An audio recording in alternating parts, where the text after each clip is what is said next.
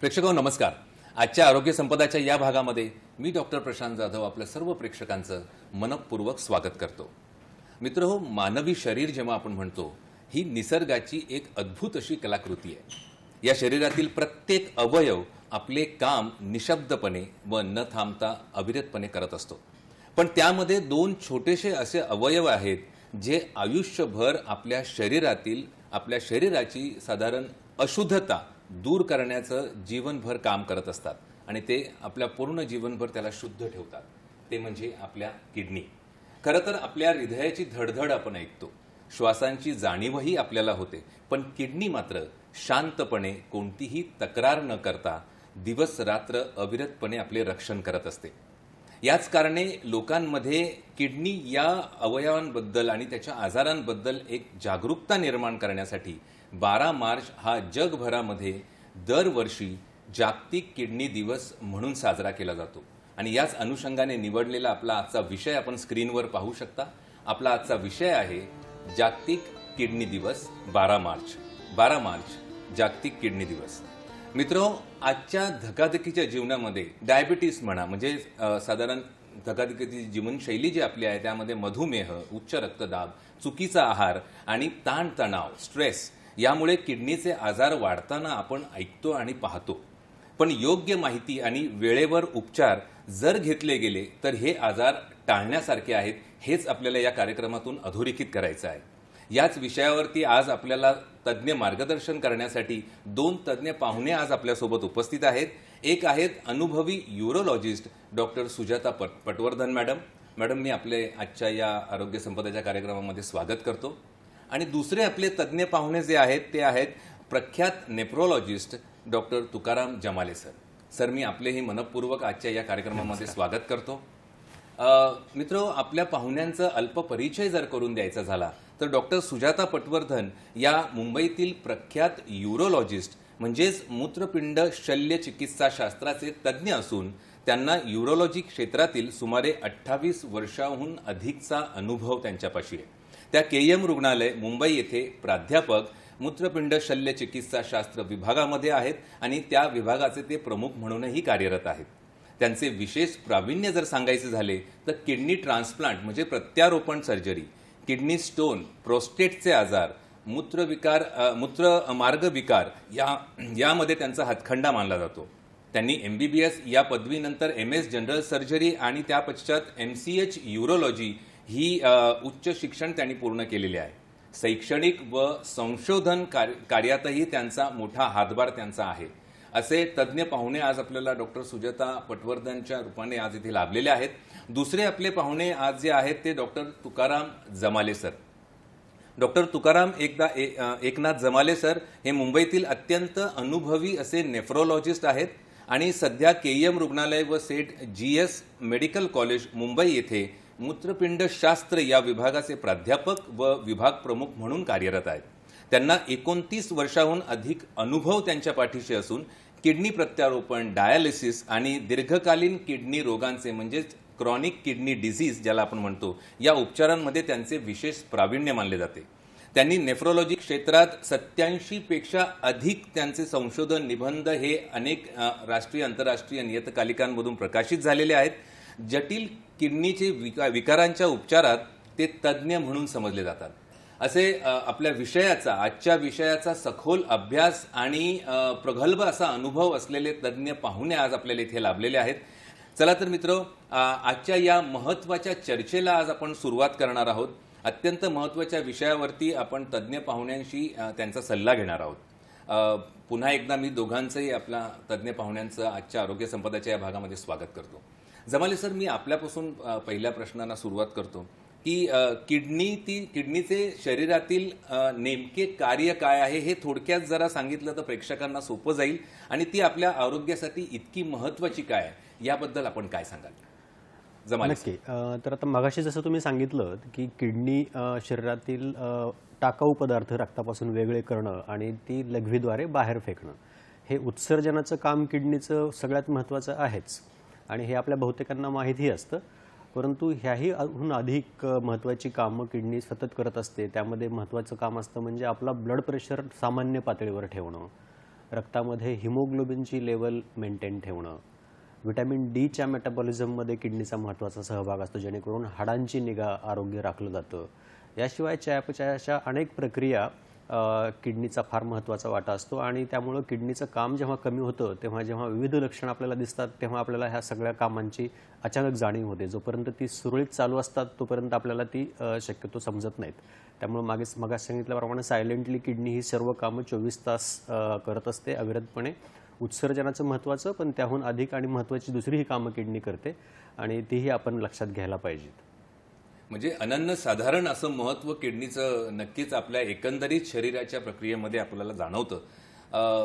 Doctor Sujata madam, आपल्याकडे मी येऊ इच्छितो की मूत्रपिंड, मूत्राशय व मूत्रमार्ग या संपूर्ण जी युरिनरी सिस्टीम जी आहे ही आरोग्य टिकवण्यामध्ये यांचं नेमकं महत्त्व आपण काय अधोरेखित कराल? मी त्याच्यासाठी एक स्लाइडचा उपयोग करेन, आणि ह्याच्यात तुम्हाला दिसून येत आहे की 2 किडनीज आहेत दोन्ही बाजूला, आणि त्याच्यातून एक नलिका बाहेर येत आहे, आणि ती जे किडनीमध्ये जे युरिन किंवा मूत्र जे तयार होतं ह्या 2 नलिकेच्या द्वारे मूत्रपिंडात येतं, आणि मग तिथून ते बाहेर युरेथ्रामधून शरीराच्या बाहेर येतं.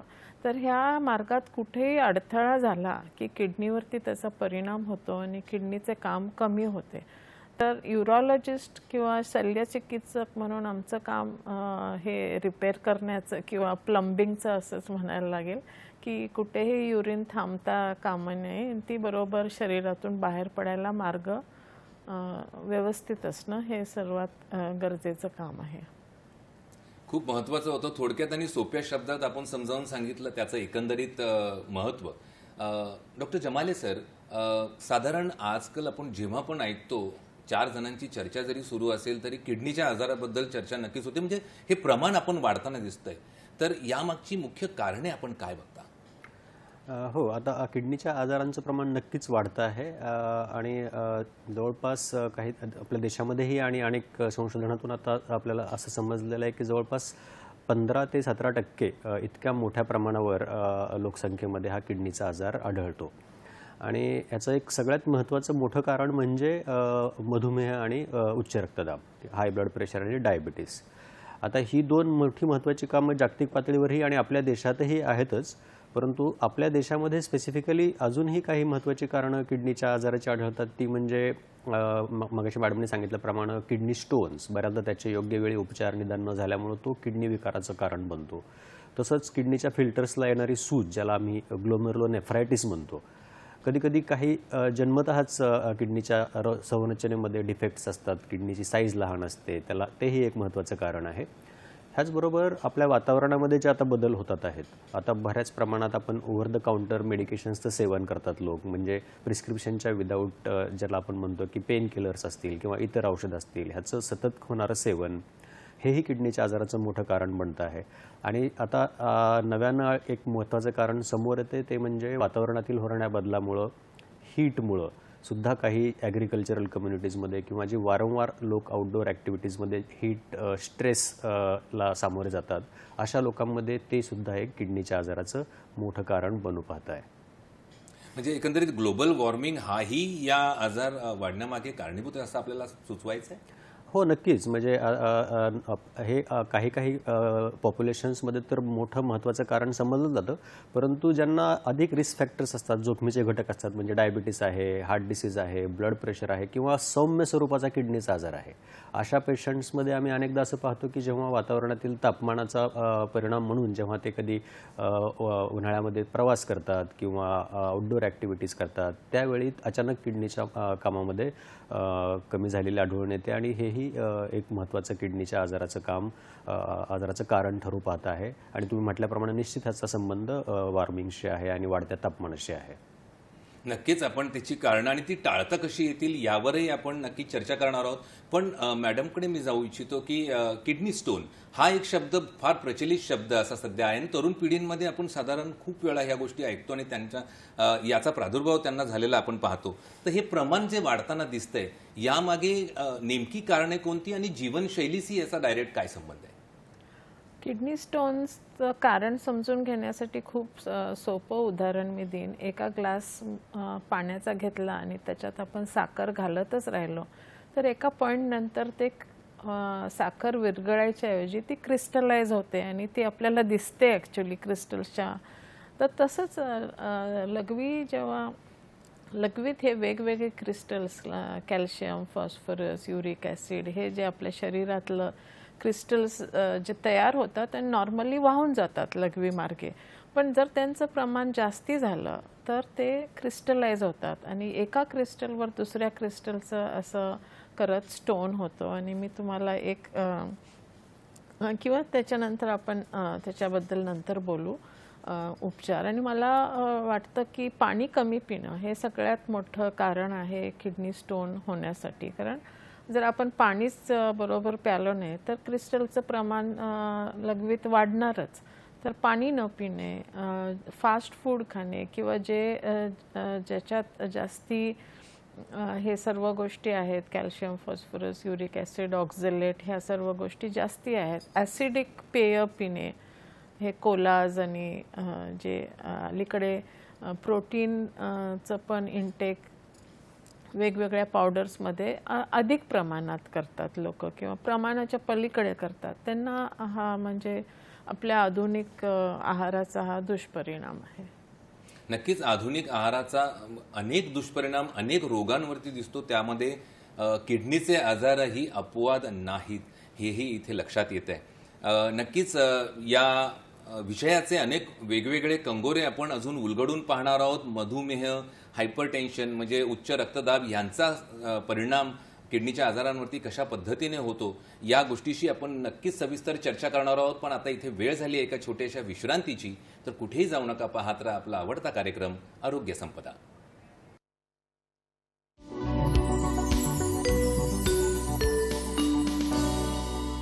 ब्रेकनंतर पुन्हा एकदा आजच्या आरोग्य संपदाच्या या भागामध्ये स्वागत. जागतिक किडनी दिवस याच्या पार्श्वभूमीवरती आज आपण ही चर्चा करत आहोत आणि आपले तज्ज्ञ मार्गदर्शक पाहुणे जे आपल्याला उपस्थित आहेत ते म्हणजे प्रख्यात nephrologist doctor Tukaram Jamale sir आणि अनुभवी अशा urologist doctor Sujata Patwardhan madam.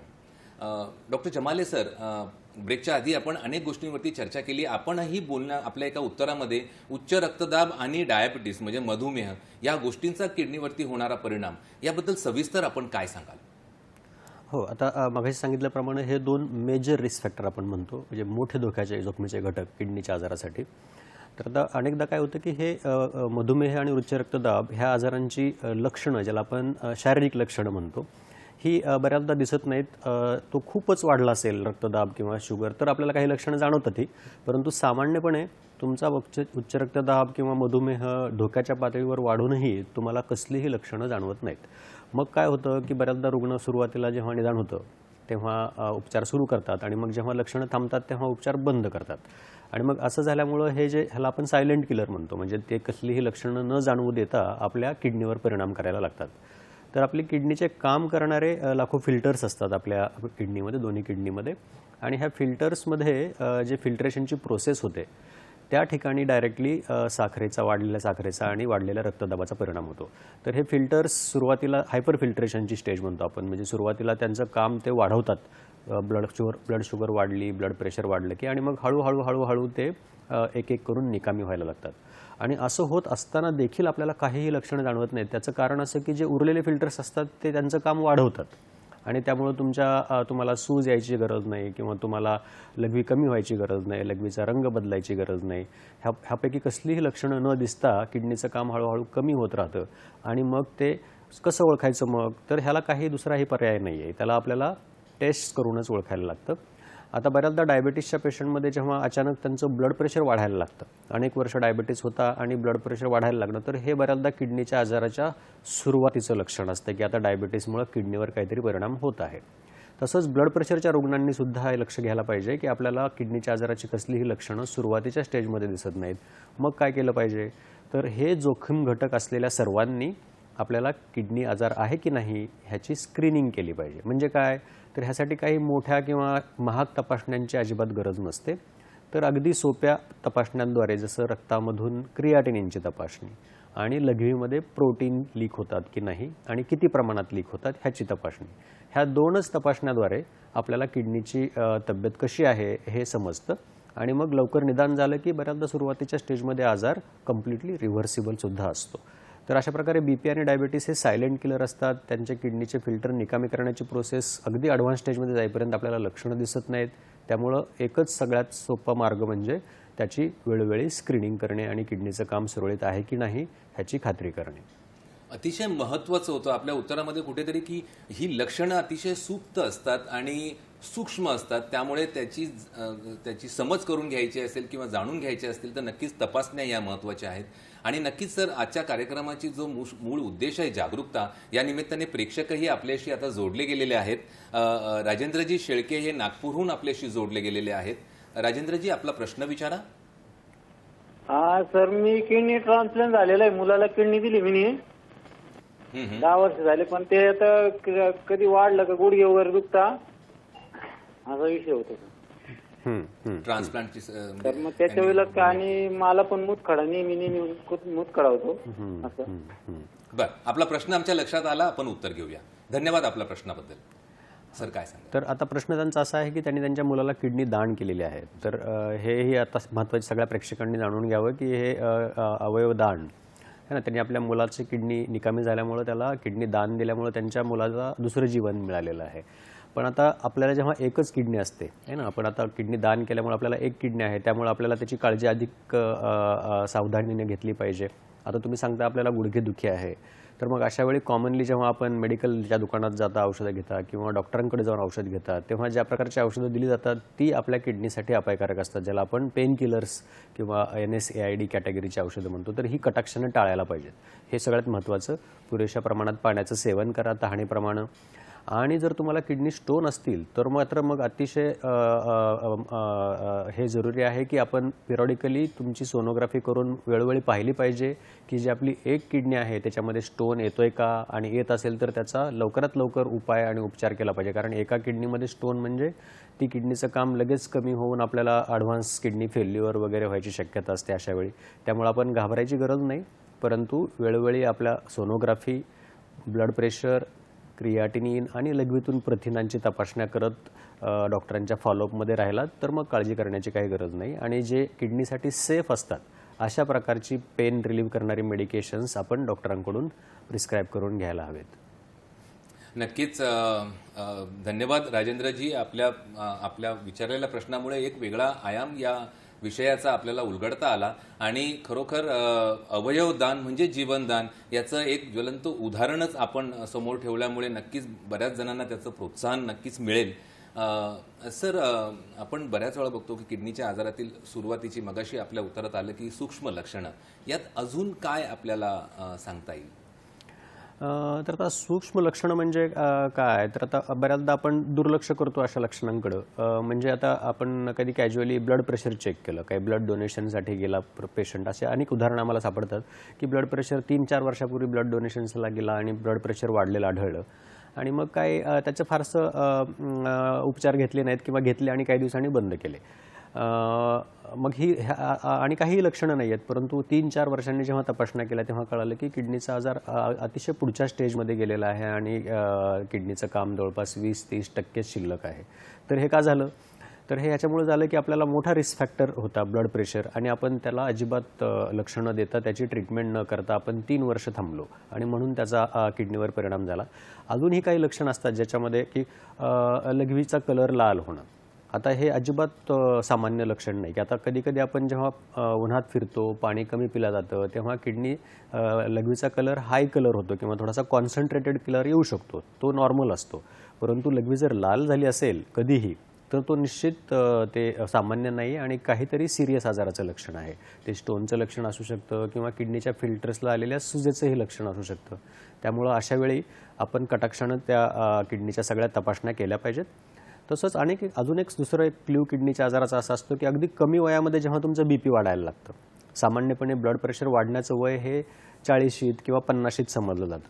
समजा 20 वर्षाच्या मुलाचं ब्लड प्रेशर वाढलं किंवा त्याहून कमी वयाच्या, तर डेफिनेटली बऱ्याच वेळा हे किडनीच्या आजाराच्या सुरुवातीचं लक्षण असतं. ब्लड प्रेशर हे मूळ ब्लड प्रेशरचा आजार नसून किडनीच्या आजाराचं लक्षण आहे. त्यामुळे हे अशा लक्षणांकडे आपण लक्ष द्यायला हवं. शिवाय लघवीला जास्त फेस येणे ही लक्षण असतं.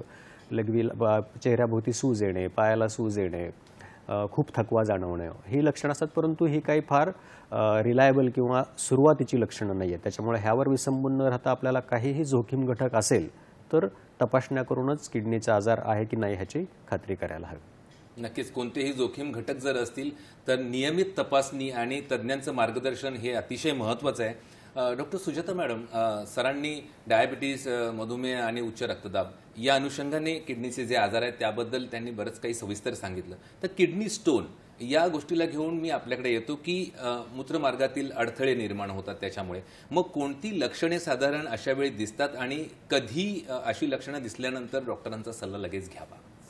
किडनी स्टोनचं पण डायबिटीस सारखंच कधीच काहीच लक्षात येत नाही आणि दोन्ही किडनी फेल झाल्यावर लक्षात येतं की अरे ह्याला खूप मोठे स्टोन्स होते ह्या पेशंटला.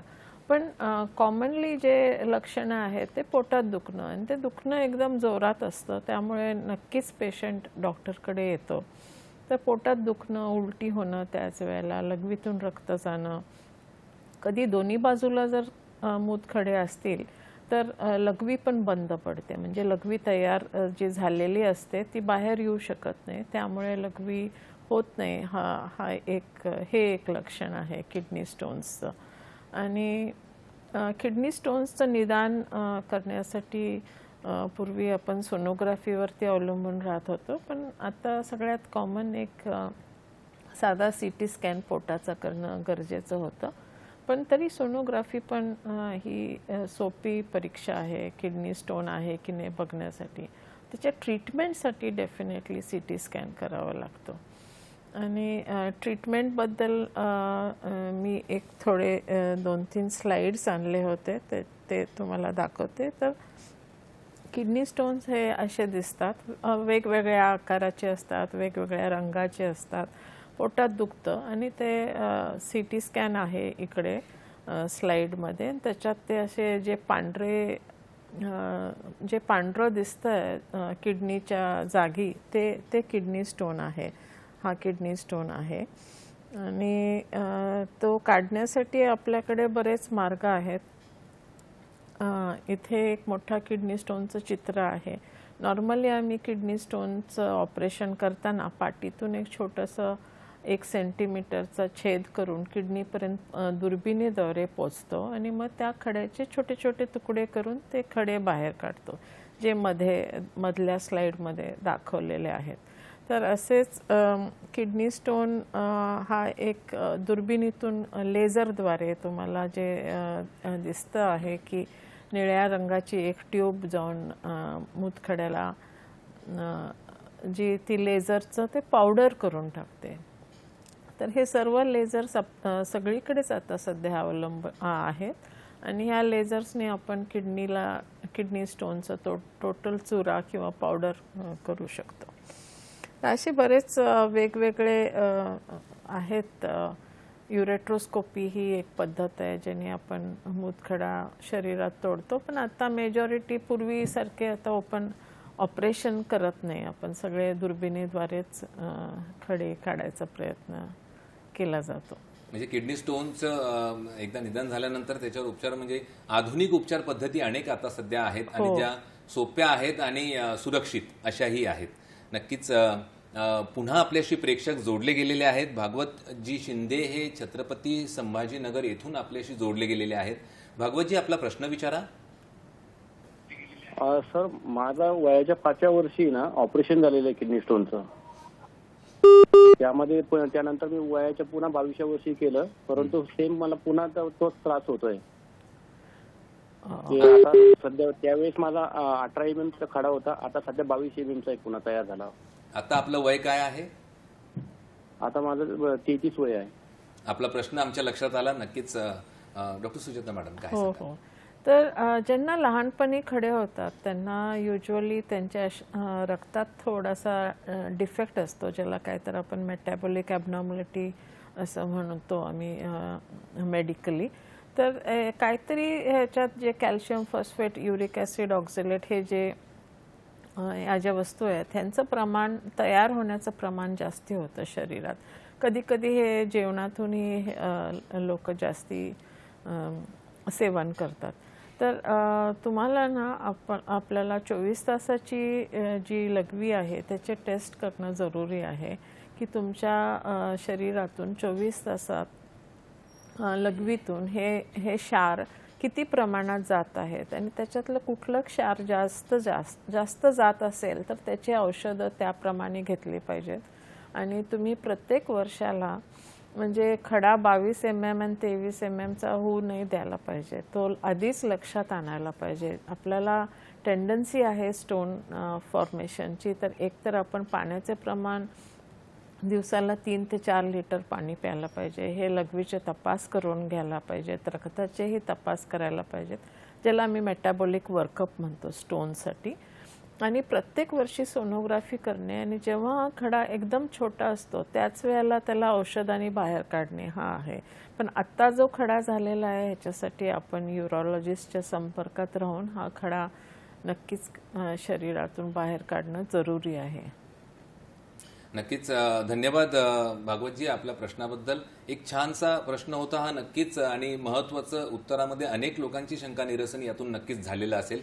अजून वेगवेगळे कंगोरे आपण या विषयाचे उलगडून पाहणार आहोत, पण आता इथे वेळ झाली एका छोट्याशा विश्रांतीची. तर कुठेही जाऊ नका, पाहत राहा आपला आवडता कार्यक्रम आरोग्य संपदा.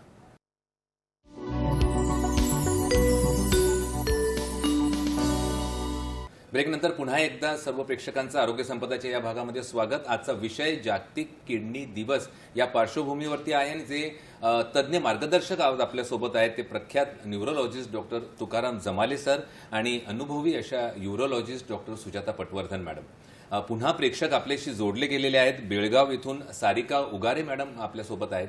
सारिकाजी, आपला प्रश्न विचारा.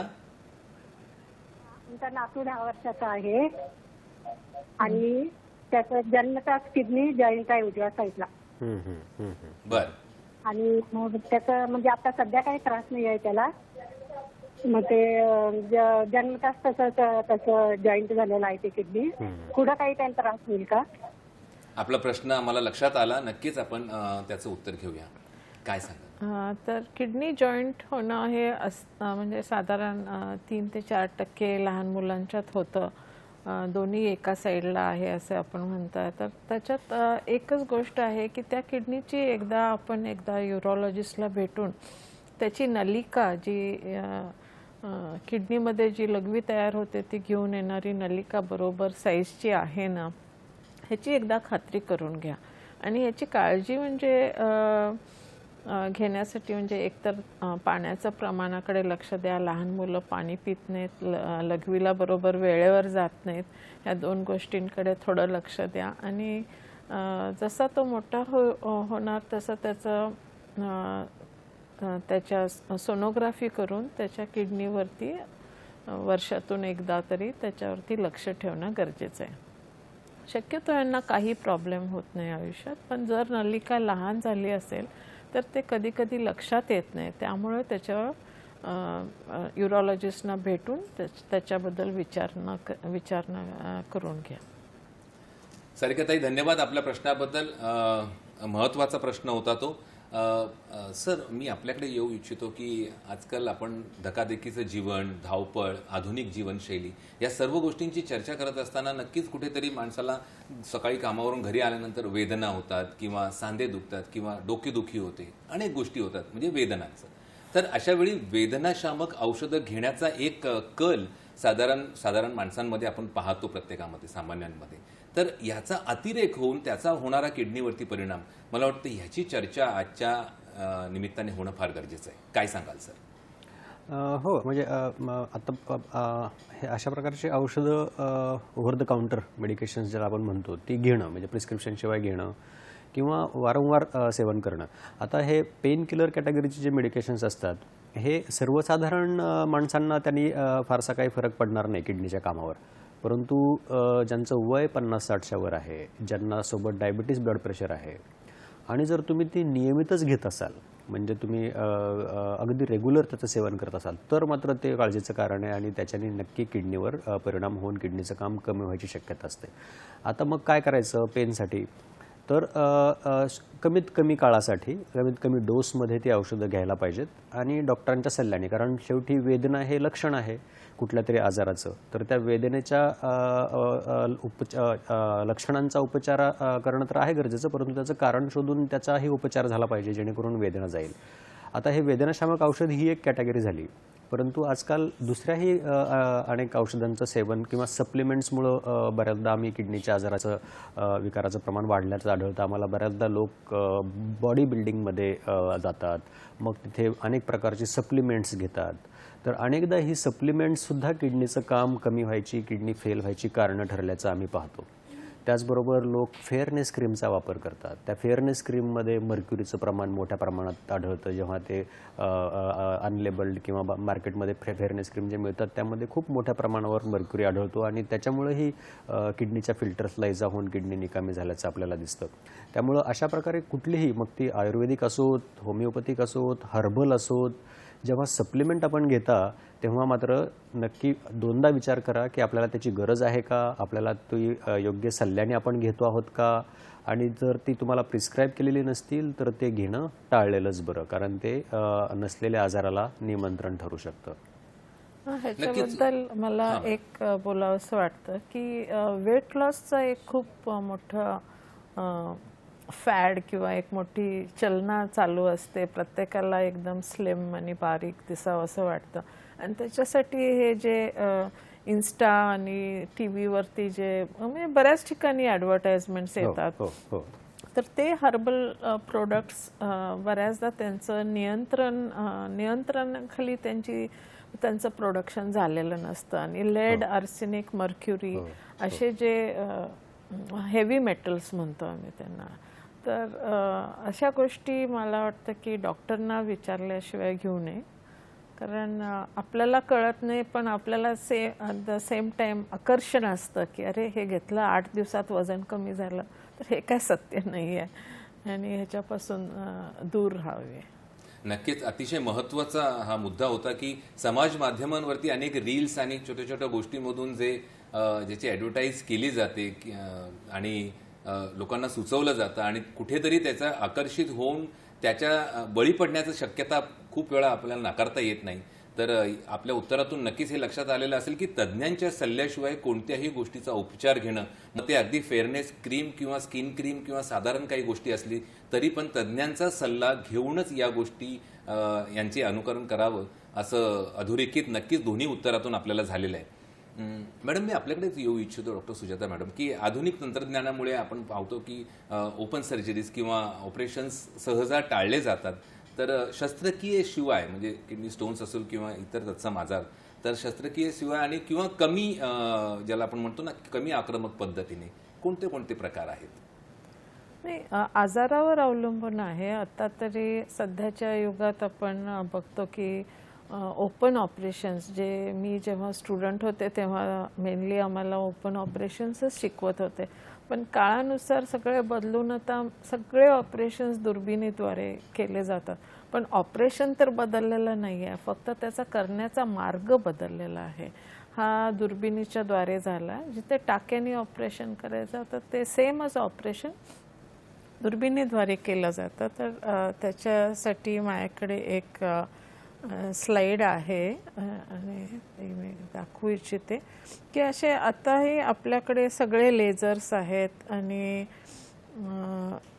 हे लेझर्स मेनली प्रोस्टेट आणि स्टोनसाठी असतात आणि आमच्याकडे वेगवेगळे लॅप्रोस्कोपीचे सिस्टम्स, ESWL मशीन्स, आता मशीन्सचाच जमाना आहे, तर रोबोट सोडून सर्व आहे आमच्याकडे KEM हॉस्पिटलमध्ये आणि असे सर्व हॉस्पिटल्समध्ये असतात. तर आता शक्यतो ओपन ऑपरेशन एकदमच अवघड असेल आणि दुसरा पर्याय नसेल तेव्हा केलं जातं. अतिशय महत्त्वाचं होतं ते. त्यानिमित्ताने लोकांमध्ये हा मेसेज जाणं गरजेचं होतं की ऑपरेशन्सची पद्धत साधारण काय आहे आणि लेझर आणि बाकीच्या गोष्टींचे ऑपरेशन म्हणजे नेमकं काय हे थोडक्यात सांगणं हा तात्पर्य याच्यातून होता. पुन्हा आपल्याशी प्रेक्षक जोडले गेलेले आहेत. मुलुंड येथून किशोर जोशीजी आपल्याशी जोडले गेलेले आहेत. किशोरजी, आपला प्रश्न विचारा. हा, हॅलो सर. हा, आपला प्रश्न विचारा. हॅलो. हां, बोला. नात 2 वर्षाची असताना नेफ्रोटिक सिंड्रोम झाला. आता ती 3 वर्षाची आहे. त्यावेळी तिला स्टेरॉइड ट्रीटमेंट वगैरे दिली होती. आता परत होऊ नये म्हणून आहार काय द्यावा किंवा कोणते पदार्थ टाळावेत? तिला सर्दी खोक्याचा खूप त्रास होतो आणि डोळ्याच्या आसपास सूज येते. बरोबर. आणि प्रोटीन लिकेज आहे असं डॉक्टर उदानींनी सांगितलं होतं. तर काय काळजी घ्यावी परत होऊ नये म्हणून? किशोरजी, आपला प्रश्न लक्षात आला. सर काय म्हणाल? धन्यवाद आपल्या प्रश्नाबद्दल. तर त्यांची नात आहे, 2 वर्ष वयाची आहे. तिला नेफ्रॉटिक सिंड्रोम नावाचा आजार झाला आणि उपचारानंतर तो गेला. आता ती 3 वर्षाची आहे.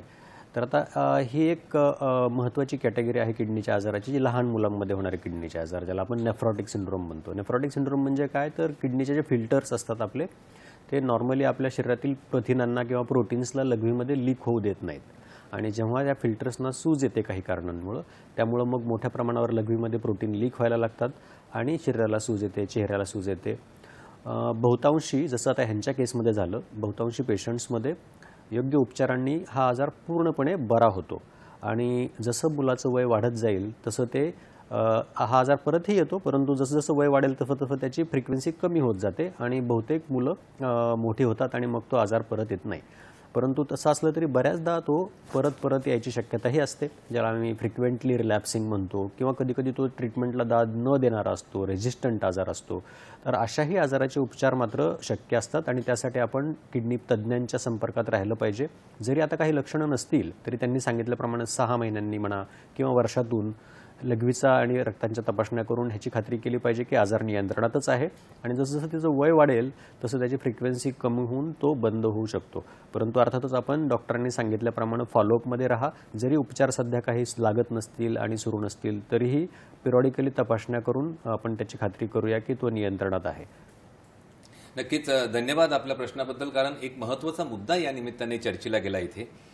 सर, मी आपल्याकडे येऊ इच्छितो डॉक्टर जमाले सर, की CKD, ज्याला आपण क्रॉनिक किडनी डिझीज किंवा दीर्घकालीन किडनीचे जे आजार आहेत, यांच्या उपचाराचे नेमके स्वरूप काय आहे आणि त्याच निमित्ताने डायलिसिसची गरज, साधारण हा प्रचलित शब्द आपण बघतो सगळ्यांच्या बोलण्यात चालण्यात येणारा, तर डायलिसिसची गरज साधारण कधी पडू शकते? हां, तर आता मधुमेहामुळं किंवा उच्च रक्तदाबामुळे जेव्हा किडनीचा आजार होतो त्याला आपण CKD म्हणतो किंवा दीर्घ मुदतीचा किंवा क्रॉनिक किडनी डिसीज असं त्याचं नाव आहे. तर आता क्रॉनिक किडनी डिसीज जरी झाला तरी क्रॉनिक किडनी डिसीज झालेल्या बहुतांश रुग्णांना त्यांच्या आयुष्यभरामध्ये डायलिसिस लागेल असं नाही. बहुतेक रुग्ण औषध उपचारांनीच स्थिर राहतात आणि त्यांना औषध उपचारांनीच आपल्याला मॅनेज करता येतं. पण हे कधी शक्य आहे, जेव्हा ते लवकर आपण त्याचं निदान करू आणि योग्य उपचार पद्धती अवलंबू. तर उपचार पद्धतीमध्ये परत अजून तेच प्रिन्सिपल्स असतात की तुमचं ब्लड प्रेशर स्ट्रिक्टली कंट्रोलमध्ये ठेवणं, लघवीमधील प्रथिनांचं प्रमाण कमी ठेवणं आणि सुदैवानं आज आपल्याला असे अतिशय परिणामकारक औषधोपचार अवेलेबल आहेत आणि आपल्याला त्या आजाराला आहे त्या स्टेजमध्ये स्थिर ठेवता येतं आणि अगदी सुरुवातीच्या स्टेजमध्ये जर डिटेक्ट झाला तर त्याला रिव्हर्सही करता येतं. त्यामुळे आज आपण उपचार पद्धती इतकी ॲडव्हान्स्ड आहे की आपण रिव्हर्सल ऑफ क्रॉनिक किडनी डिसीजचा सुद्धा आता विचार करतो आहोत. आणि दुर्दैवानं मग बऱ्याचदा पेशंट समजा उशिराच्या स्टेजमध्ये आला तर मात्र डायलिसिस लागतं किंवा जर आजार फास्ट प्रोग्रेस व्हायला तर डायलिसिस लागतं. परंतु डायलिसिस प्रत्येक पेशंटला लागेलच असं नाही. त्याच्यामुळे CKD डायग्नोज झाला म्हणून घाबरून जाऊ नका किंवा मग इतर कसल्या तरी उपचार पद्धतीच्या मागे लागू नका किंवा काही अल्टरनेटिव्ह मेडिकेशन्सच्या मागे लागू नका. आहे ती उपचार पद्धती अतिशय इफेक्टिव्ह आहे आणि त्याने तुमचा आजार स्थिर ठेवता येतो, कधीकधी रिव्हर्सही करता येतो. त्यामुळे तुम्हाला डायलिसिसपासून आयुष्यभरात सुरक्षित डायलिसिसपासून दूर राहता येतं.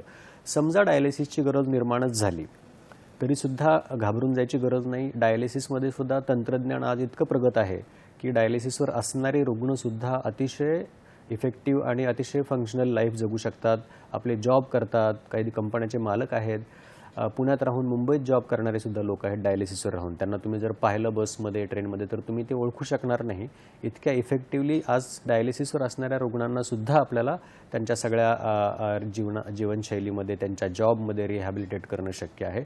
त्यामुळं किडनीच्या आजाराचा उपचार तर इफेक्टिव्ह आहेच, तुम्हाला डायलिसिसपासून जाण्यासाठी रोखता येतं आज. आणि जर तुम्हाला डायलिसिसची गरज लागली तरीही घाबरून न जाता आपल्याला डायलिसिसवर सुद्धा हेल्दी आणि फिट राहता येतं. हा आपण संदेश प्रेक्षकांना ह्या निमित्तानं देऊया. नक्कीच डायलिसिसच्या बाबतीत सविस्तर आपण सांगितलं. अजूनही वेगवेगळ्या गोष्टी त्याच्याबद्दल आपण जाणून घेऊया, पण आता वेळ झाली आहे एका छोट्याशा विश्रांतीची. तर कुठेही जाऊ नका, पाहत राहा आरोग्य संपदा.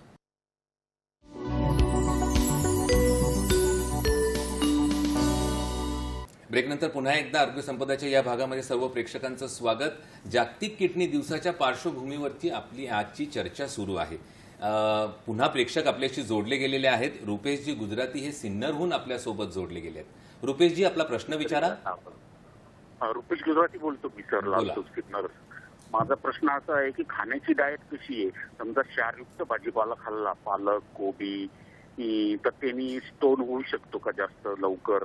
आणि जर फॅटी लिव्हर असेल तर त्यांनी काहीतरी किडनीवर जोर येऊन ते सुद्धा किडनी डॅमेज होऊ शकते का? आणि मधुमेहाचं मी म्हणजे जसं साप लघवी होण्यासाठी जोर दिला जातो, कधी कंट्रोल जातं लघवीचं, तर त्याच्यामुळे काही इफेक्ट होतो का किडनीवर? आपला प्रश्न नक्कीच लक्षात आलेला आहे. अनेक प्रश्न आपल्या एका प्रश्नात आहेत. नक्कीच आपण तज्ज्ञांकडून त्याचं उत्तर घेऊया. धन्यवाद आपल्या प्रश्नाबद्दल. सर, काय सांगा? हां, तर त्यांच्या प्रश्नाचे 2-3 भाग आहेत. त्यातला एक महत्त्वाचा त्यांनी सांगितलं की बाबा कुठला अन्नपदार्थ खाल्ल्याने किडनीला काही धोका आहे का? तर कुठलीही भाजी, कुठलीही डाळ, त्यामुळे आपल्या नॉर्मल जेवणामधून जे आपल्याला प्रथिनं मिळतात किंवा जे आपण नॉर्मली जेवणात भाज्या खातो ह्याच्यापासून कुठलाही किडनीला धोका नाही आहे. परंतु बऱ्याचदा रुग्ण काय करतात, आता जसं मगाशी मॅडमने सांगितलं की वजन कमी करण्यासाठी म्हणा किंवा काहीतरी असे फॅट डाएट्स सोशल मीडियामधून म्हणा किंवा कुठून कोणी सांगितल्यामुळं म्हणा की पालकाचं ज्यूस पिलं, दुधीचं ज्यूस पिलं किंवा अजून दुसऱ्या कसल्या प्रकारचे ज्युसेस पिले, त्याला आपण ज्युसिंग म्हणतो. तर हे मात्र कधीकधी धोकादायक ठरू शकतं. जर तुम्हाला किडनीचा आजार असेल, सौम्य स्वरूपाचा आहे किंवा अजून काही जोखीम घटक असेल, तर बऱ्याचदा अचानक किडनीचं काम कमी होऊन किडनी निकामी झाल्याची उदाहरणं अनेक समोर आलेली आहेत.